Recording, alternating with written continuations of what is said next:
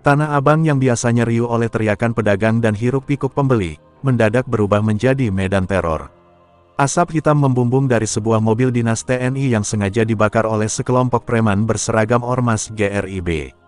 Wajah-wajah bengis itu menatap sekeliling dengan angkuh, seolah mereka telah menaklukkan pusat perdagangan terbesar di Jakarta. Di tengah kerumunan, teriakan penghinaan terhadap tentara bergema, menusuk harga diri para prajurit yang mendengar rekaman itu melalui layar ponsel. Ormas GRIB Hercules, yang selama ini ditakuti oleh para pedagang, semakin menjadi-jadi.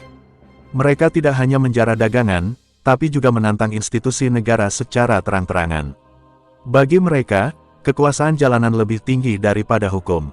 Apalagi, beberapa hari sebelumnya, salah satu pentolan mereka sempat dipermalukan oleh seorang ajudan Mayor Teddy saat mencoba memeras pedagang pakaian. Kini, dendam itu mereka bayar dengan kobaran api yang melahap kendaraan dinas negara. Di balik asap yang perlahan menghitamkan langit Jakarta, para pedagang hanya bisa menatap dengan wajah cemas. Mereka tahu, tindakan brutal ini pasti akan berujung pada sesuatu yang lebih besar. Namun, di antara rasa takut yang menyesakkan dada, diam-diam ada harapan bahwa seseorang akan datang untuk menghentikan kekacauan ini. Mereka berbisik, menyebut nama seorang perwira yang selama ini menjadi bayangan menakutkan bagi para preman ibu kota, Mayor Teddy. Video pembakaran mobil dinas itu dengan cepat menyebar luas. Dalam hitungan menit, jagat maya dipenuhi kecaman. Wajah-wajah anggota GRIB yang tertawa puas menjadi tontonan seluruh negeri. Di markasnya, Mayor Teddy menatap layar dengan rahang mengeras. Sorot matanya bukan lagi sorot seorang prajurit biasa, melainkan tatapan seorang komandan yang baru saja diinjak kehormatannya. Dalam benaknya, tidak ada tempat bagi mereka yang berani menghina institusi tempatnya mengabdi. Ini bukan lagi soal mobil. Ini soal harga diri bangsa, bisik Mayor Teddy, dingin, nyaris tanpa emosi. Tangannya mengepal di atas meja, pelipisnya berdenyut keras. Ia tahu, malam ini, Tanah Abang tidak boleh dibiarkan menjadi panggung bagi kebiadaban preman jalanan. Ini bukan hanya perlawanan terhadap TNI, tapi penghinaan terhadap seluruh rakyat Indonesia yang hidup dari jerih payah di pasar itu. Sementara itu, Hercules, sang pemimpin GRIB, berdiri gagah di atas tumpukan peti kayu. Sorot matanya liar, senyumnya licik. Baginya, aksi pembakaran itu bukan sekadar balas dendam, melainkan deklarasi perang terhadap kekuatan yang selama ini membatasi sepak terjangnya. Dia percaya, dengan kekuatan pasukannya yang brutal, tak akan ada satupun prajurit berani menyentuhnya. Namun, Hercules lupa satu hal. Di tubuh seorang tentara, terutama yang berpangkat mayor, aliran darah mereka bukan hanya dipenuhi oleh dendam pribadi. Ada sumpah setia pada merah putih yang tidak akan pernah bisa dilunakkan oleh ancaman preman bersenjata. Dan malam itu, sumpah itu kembali menyala di dada Mayor Teddy, lebih panas daripada kobaran api yang membakar mobil dinasnya. Di balik kerumunan yang mulai membubarkan diri, terdengar bisikan lirih dari para pedagang. Teddy, dia pasti datang. Dalam gemetar harap, mereka menatap ke ujung jalan. Bukan untuk melihat preman datang lagi, melainkan menunggu sosok berjubah loreng, yang akan membawa keadilan dengan cara yang tak pernah bisa dibayangkan oleh para bandit kota. Malam mulai turun perlahan, membawa hawa panas bercampur bau asap yang masih menggantung di udara. Tanah Abang, pusat denyut perdagangan Jakarta, kini seperti kota mati.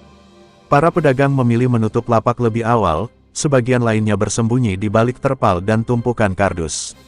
Namun, dari ujung jalan, suara derap sepatu berirama terdengar. Memecah sunyi yang menegangkan, sosok tegap berpakaian loreng muncul dari balik bayangan, diikuti beberapa prajurit berpakaian preman dengan sorot mata tajam. Dialah yang ditunggu, Mayor Teddy, datang seperti badai yang belum menunjukkan wujud aslinya. Tatapan mata Mayor Teddy menusuk gelap malam. Tidak ada kemarahan yang meledak-ledak, hanya ketegasan tanpa celah. Setiap langkahnya mengandung ancaman yang lebih berbahaya dibandingkan senjata api. Para pedagang yang melihat kehadirannya menatap penuh harap, beberapa bahkan tak kuasa menahan senyum getir. Sosok itu akhirnya benar-benar datang, membawa janji bahwa malam ini bukan hanya akan jadi cerita tentang ketakutan, tapi juga tentang perlawanan. Di salah satu sudut pasar, para anggota GRIB mulai gelisah. Informasi tentang kedatangan Mayor Teddy telah menyebar di antara mereka. Beberapa mencoba kabur, namun Hercules menahan mereka dengan tatapan beringas. Kita nggak akan mundur, ini wilayah kita, dia cuma tentara, dan kita punya senjata. Teriaknya, mencoba menyulut keberanian anak buahnya yang mulai ciut. Namun, di balik teriakan itu, Hercules sendiri menyadari, kali ini lawannya bukan sekadar aparat biasa. Ini Mayor Teddy, legenda hidup yang namanya bergema di lingkaran hitam dunia preman Jakarta. Mayor Teddy berhenti tepat di depan lokasi pembakaran. Reruntuhan mobil dinas itu masih berasap, meninggalkan aroma besi terbakar yang menusuk hidung. Ia berjongkok sebentar, menyentuh sisa cat kendaraan yang hangus. Dalam diamnya, ada kemarahan yang lebih menakutkan daripada umpatan atau ancaman. Kemarahan seorang prajurit yang tahu harga sebuah kehormatan tidak bisa ditukar dengan rasa takut. Cari mereka, hidup atau mati, perintahnya dingin, hampir tanpa intonasi. Para anak buahnya langsung bergerak cepat, menyisir setiap sudut pasar. Beberapa pedagang dengan berani mulai menunjukkan arah persembunyian kelompok GRIB. Malam yang semula penuh ketakutan berubah menjadi ajang keberanian rakyat kecil untuk melawan tirani preman jalanan. Dari kejauhan, suara Hercules kembali terdengar, kali ini lebih liar. Berani mereka datang ke sarang kita. Bakar semuanya kalau perlu. Namun, kalimat itu justru terdengar seperti teriakan orang yang sedang berusaha menutupi ketakutannya sendiri. Para preman yang tersisa mulai bertatapan satu sama lain, sadar bahwa yang mereka hadapi malam ini bukan polisi biasa, melainkan prajurit tempur yang bertarung demi kehormatan, bukan demi uang. Langkah-langkah para prajurit semakin mendekat, menyatu dengan gelapnya lorong-lorong pasar. Di mata para pedagang, ini bukan lagi sekadar operasi penangkapan, ini perang antara kebenaran dan kebiadaban. Sosok Mayor Teddy berjalan paling depan, tubuhnya seperti bayangan maut yang siap menuntut balas atas penghinaan terhadap institusi yang dicintainya. Dan di detik-detik terakhir menjelang bentrokan itu terjadi, para pedagang mulai berani keluar dari persembunyian. Mereka berdiri di pinggir jalan, diam, penuh keyakinan, menatap sosok loreng di depan mereka. Di mata mereka, malam ini bukan lagi malam milik GRIB, melainkan milik keadilan yang datang lewat derap langkah Mayor Teddy. Bentrok itu akhirnya pecah, bukan dalam bentuk keributan biasa, tapi seperti ledakan yang sudah lama ditahan. Dari balik deretan kios, anak buah Hercules menerjang dengan brutal, bersenjatakan besi, balok kayu, dan botol berisi bensin. Api dilemparkan membabi buta, menyala liar di antara tenda-tenda pedagang yang ketakutan. Suara pecahan kaca, teriakan, dan gemuruh langkah kaki membaur jadi satu, menciptakan kekacauan yang belum pernah terjadi sebelumnya di Tanah Abang. Namun, prajurit-prajurit yang dibawa Mayor Teddy bukan tentara biasa. Mereka bergerak dalam formasi cepat, terlatih, seperti bayangan yang menyusup di sela. Kekacauan, setiap serangan balasan dilakukan tanpa suara berlebihan, tapi dengan presisi mematikan. Satu persatu preman yang menyerang dilumpuhkan dengan teknik kuncian dan pukulan keras ke titik-titik vital. Dalam hitungan menit, sebagian besar dari mereka sudah terkapar di lantai, mengerang sambil memegang tulang yang patah. Di tengah keributan, Hercules muncul. Tubuhnya besar, bertato dari leher hingga pergelangan tangan, matanya menyala liar seperti binatang buas yang terpojok. Ia melangkah maju, membawa parang panjang berkarat di tangannya.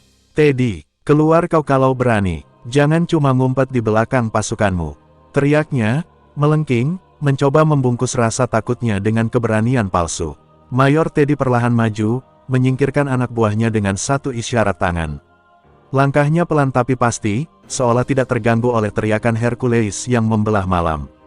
Ketika akhirnya mereka berhadapan, suasana pasar seakan membeku. Para pedagang yang menyaksikan dari kejauhan menahan napas. Ini bukan lagi pertarungan antar manusia biasa, ini duel antara harga diri dan kejahatan, antara kehormatan dan kesombongan. Tanpa banyak bicara, Hercules mengayunkan parangnya ke arah kepala Mayor Teddy. Gerakan itu cepat, liar, penuh amarah. Tapi dengan sekali langkah ke samping, Teddy menghindar, lalu membalas dengan satu pukulan telak ke ulu hati Hercules. Preman itu terhuyung, kaget, tapi belum mau menyerah. Parang kembali diayunkan, kali ini membelah udara, nyaris menyentuh seragam loreng yang dipakai Teddy. Namun, sebelum ada serangan lanjutan, siku keras menghantam pelipis Hercules, membuat tubuh besar itu terjengkang ke belakang. Pertarungan berlanjut brutal. Hercules, meskipun kuat, tak memiliki disiplin bertarung. Ia hanya mengandalkan kekuatan liar, sedangkan Teddy bergerak seperti mesin tempur hidup. Setiap serangan dibalas dengan teknik bertahun-tahun latihan. Ketika akhirnya Hercules mencoba menyerang untuk terakhir kalinya, Mayor Teddy menangkap tangannya, memelintirnya ke belakang, lalu menghantamkan lututnya tepat ke wajah Hercules. Suara tulang patah terdengar jelas di tengah kesunyian yang mendadak menyelimuti pasar. Tubuh besar itu tumbang, jatuh ke tumpukan kardus basah, tak berdaya. Darah mengalir dari hidung dan mulut Hercules, mencoreng tatonya yang mulai pudar. Untuk pertama kalinya, Raja Jalanan Tanah Abang itu menatap langit dengan pandangan kosong, sadar bahwa kekuasaannya telah runtuh malam itu. Para pedagang yang sejak tadi hanya berani menonton akhirnya bersorak. Suara tepuk tangan, teriakan lega, bahkan tangis pecah di sudut-sudut gelap pasar. Malam yang penuh teror berubah menjadi malam kemenangan. Di antara suara gemuruh itu, Mayor Teddy hanya berdiri tegak, pandangannya tajam menatap sisa-sisa pasukan GRIB yang kini mulai melemparkan senjata dan berlutut menyerah.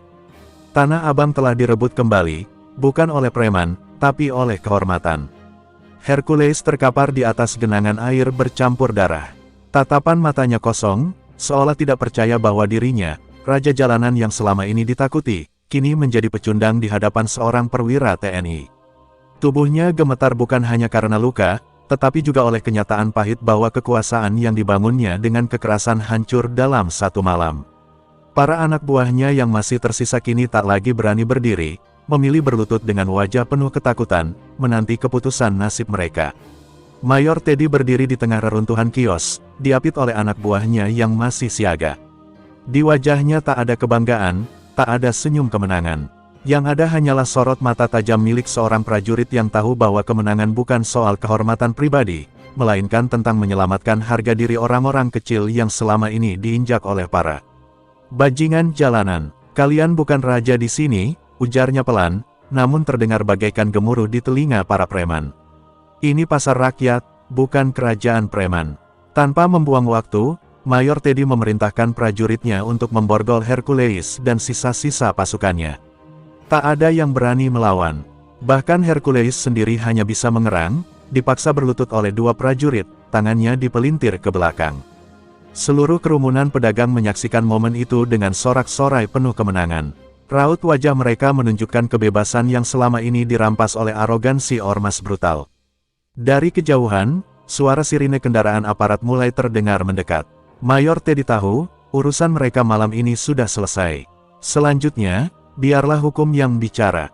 Tapi ada satu pesan terakhir yang perlu disampaikan.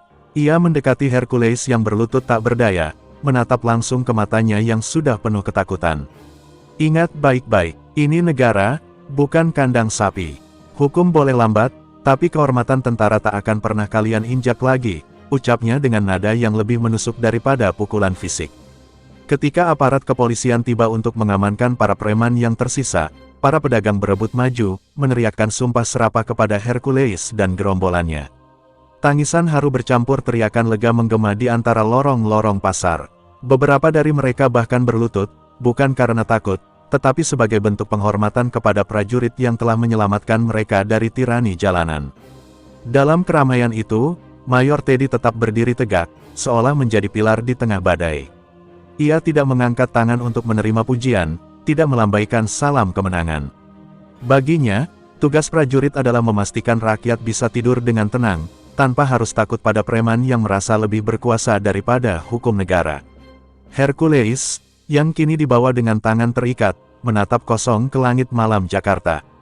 Cahaya lampu pasar yang redup memantul di matanya, membawa bayang-bayang kekuasaan yang dulu ia miliki, kekuasaan yang kini tinggal sejarah. Tidak ada lagi tawa sombong, tidak ada lagi ancaman. Hanya tubuh lemah dan nama yang hancur, menjadi catatan hitam bagi para penguasa jalanan. Dan malam itu, Tanah Abang berdiri dengan wajah baru.